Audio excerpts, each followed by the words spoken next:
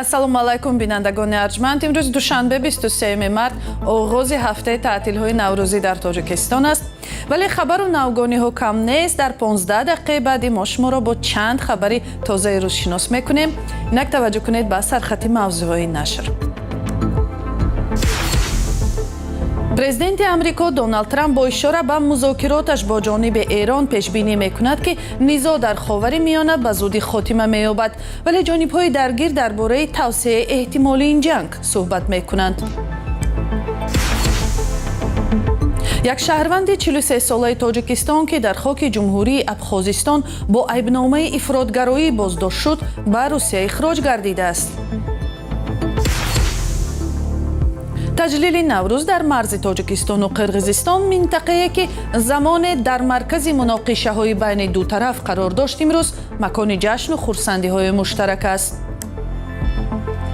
Тоҷикистон ҳамеша ватани Наврӯз буд ва хоҳад монд. Наврӯзи мо ҳар рӯз аст. ҳар рӯзи мо Наврӯз аст. президенти иёлоти муттаҳидаи амрико Дональд Трамп гуфт баъди як суҳбати бисёр хуб ва пурҳосил барои муддати 5 рӯзи баъди ҳама гуна ҳамлаҳо болои нейрӯгоҳҳову муассисаҳои энержияи Эронро қатъ мекунад. изҳороти Трамп дар ҳоле садо дод, ки муҳлати зарбулаҷал барои Эрон бо талаби бозкушоии гулӯгоҳи Ҳурмуз бояд баъди чанд соат анҷом шавад. аз ин гузаргоҳи обӣ 20% захираҳои нафту гази ҷаҳон убур мекунад. ин таҳаллут дар ҳолест, ки мушакборони кишварҳои арабии халиҷи Форс ҳам шаби гузаштаву субҳи имрӯз идома дошт. тафсилот дар гузориши Каюмарсиато. با نزدیکشوی ضرب‌الاجل پرزیدنت آمریکا دونالد ترامپ در مورد بازنمودن گلوگاه هرمز از طرف ایران، نظامیان اسرائیل هشدار می‌دهند که عملیات بر مقابل جمهوری اسلامی و حزب الله لبنان چند هفته دیگر ادامه می‌کند.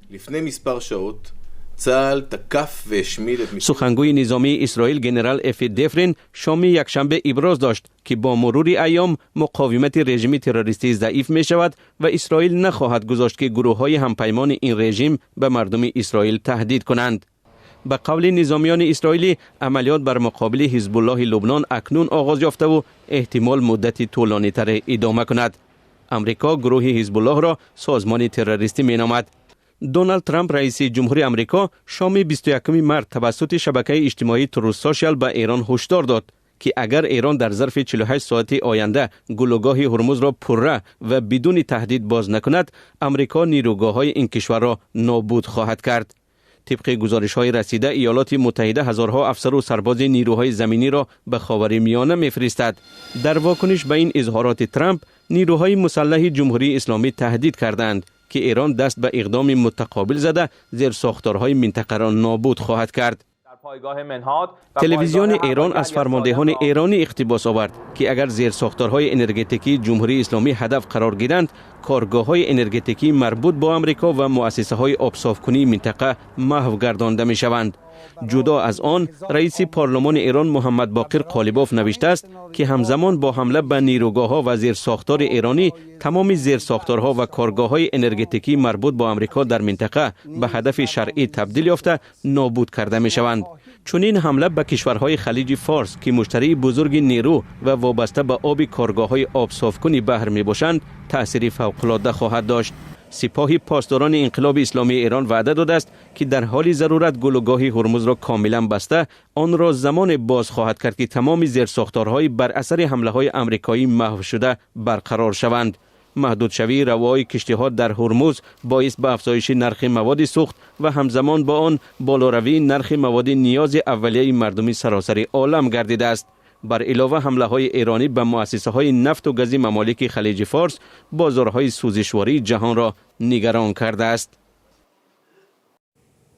سازمان فریدم هاوس یا خانه آزادی از پایین روی نشاندادهای دموکراتی در 20 سال گذشته در گوشه‌های جهان از جمله تاجیکستان خبر داد. این سازمان با اظهار نگرانی گفت کشورهایی که هنوز 12 سال پیش برای ارزش‌های چون ولایت قانون، مبارزه با فساد، مطبوعات مستقل و انتخابات آزاد تلاش‌ها می‌کردند، تا پایان سال 2025 کاهشی جدی نشان دادند.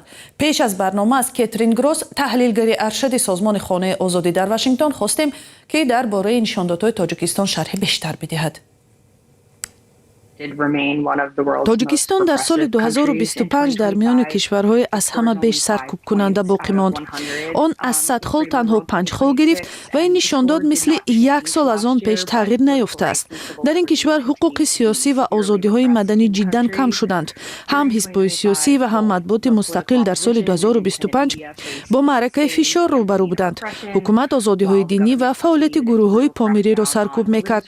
кӯтоҳ дар бораи тамоюлҳои нигаронкунандаи соли 2025 мегӯям. соли гузашта дар як мурофиаи пӯшида чанд мақомдори пешини давлатӣ ва чеҳраҳои мухолиф ба ҳукмҳои тӯлонии зиндон маҳкум шуданд. фишор болои матбуоти мустақил идома кард ва як журналисти нашрияи мустақил ба 10 сол ҳабс маҳкум шуд. ҳоло 9 хабарнигор дар тоҷикистон пушти панҷара боқӣ мемонанд. ҳукумат дар озодиҳои динӣ маҳдудиятҳои сахте ҷорӣ кардааст. масалан, як марди тақводор баъд аз ҳабси худсаронааш дар фурудгоҳи душанбе бо гумони терроризм дар ниҳоят дар Боздошт аз шиканҷа ҷон дод. соли 2025 аз поинравии нишондодҳои озодиҳои ҷаҳонӣ 20 сол пур шуд ва тоҷикистон яке аз пасттарин ҷойгоҳро касб кардааст. аз соли 2005 нишондодҳои тоҷикистон 25 хол камтар шуд ва ин поинравӣ ба шеваи худкомаи раҳбарии президент раҳмон рабт дорад. ӯ аз соли 1992 дар сари қудрат аст ва озодиҳои бунёдиро ба таври пайваста маҳдуд кардааст, чун аъзои хонаводааш сарват ва қудратро дар ин кишвар ба дасти худ гирифтаанд. интихоботи парлумонии соли гузашта ҳам барои тағйироти сиёсӣ дар кишвар имконияти хеле маҳдуде гузоштааст. хонаи озодӣ аз инқирози озодиҳо дар маҷмӯъ дар 54 давлати ҷаҳон хабар додааст. аммо ба назари хонаи озодӣ ҳамин тамоюл дар умум ба куҷо мебарад?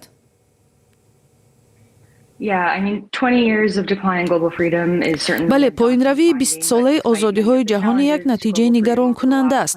гузориши мо нишон медиҳад, ки 85% кишварҳое ки 20 сол пеш озод дониста мешуданд, мақоми худро ҳифз карданд. яъне ҳамон давлате ки озод гардид, ҳамин мавқеашро ҳифз мекунад. вале як мушкили калоне ки барои идомаи кор дар ин самт вуҷуд дорад ин аст, ки иттиҳодияи аврупо ва амрико дар давоми чанд соли охир маблағгузориро ба ин кор коҳиш доданд. ин чиз мубориза барои озодӣ ва демократияро боз ҳам сангинтар кард. паёмадҳои коҳиши ёриҳо дар як соли охир билофосила ва харобиовар шуд. ин чиз ба кори ҳазорҳо гурӯҳ дар 129 давлат ки сари ин масъалаҳо кор мекунанд таъсир кардааст. кори ҷомеаи шаҳрвандӣ дар давлатҳои худкома ки ба ин барномаҳо умед доштанд хатарноктар шуд.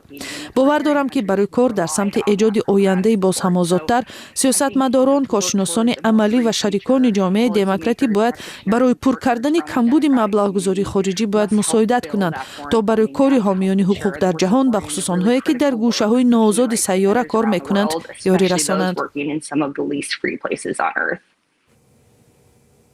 кетрин гросс, таҳлилгари аршади созмони хонаи озодӣ дар Вашингтон, ба саволҳои радиои Озодӣ пасух дод.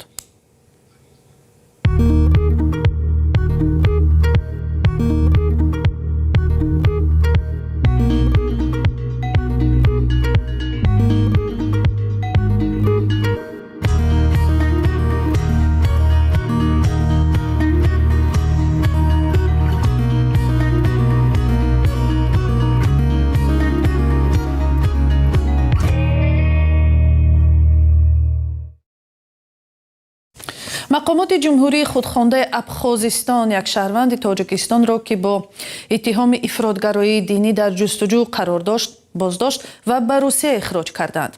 хадамоти амнияти давлатии Абхозистон дар иттилоие гуфт, ихроҷи шаҳрванди Тоҷикистон Каримхон Саидови 43 сола дар поёни ҳафтаи гузашта сурат гирифт. назари Саидов ба қазия инчунин то куҷо риоя шудани ҳуқуқи ӯ дар ин ҳама ҷараён маълум нест. дар душанбе идораҳои ҳифзи қонун дар ин бора ҳанӯз изҳори назар накарданд.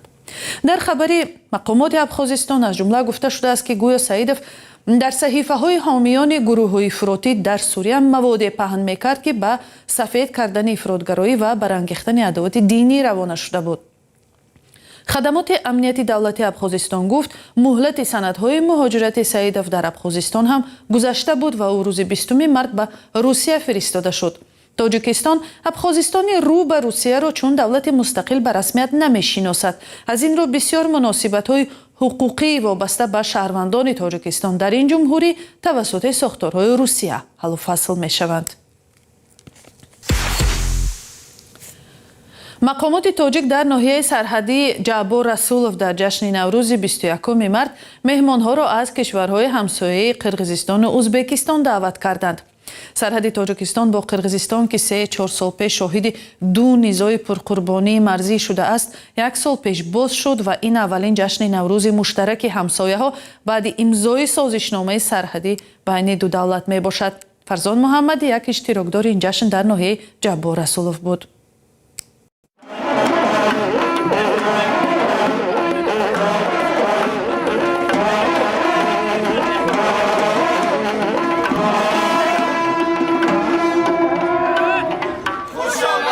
تجلیل جشن نوروز در ناحیه جعبور رسولوف ولایت سوخت.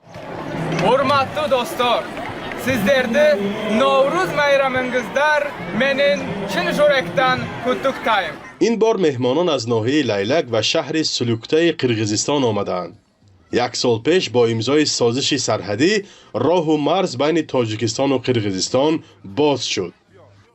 مردمی ناحیه جعبور رسولوف در نوروزگاهی خیش با نمایش طعام‌های ملی، هنرهای مردمی خاص ناحیه جعبور رسولوف مهمانان را پذیرفته ایستادند. همه جا انجمن نوروز است. تاجیکستان وطن نوروز است. تاجیکستان همیشه وطن نوروز بود و خواهد ماند.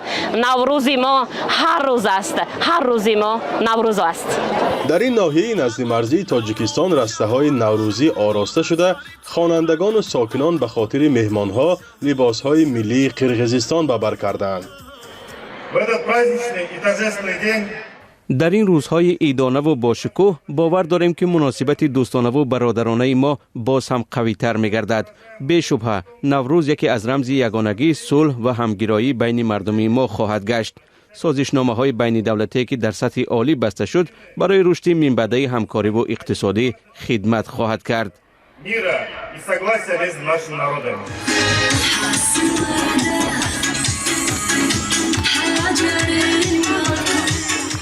هنرمندان قرقیزستان چند ترانه خوانده گفتند چنین امکانیت را سالها باز منتظر بودند.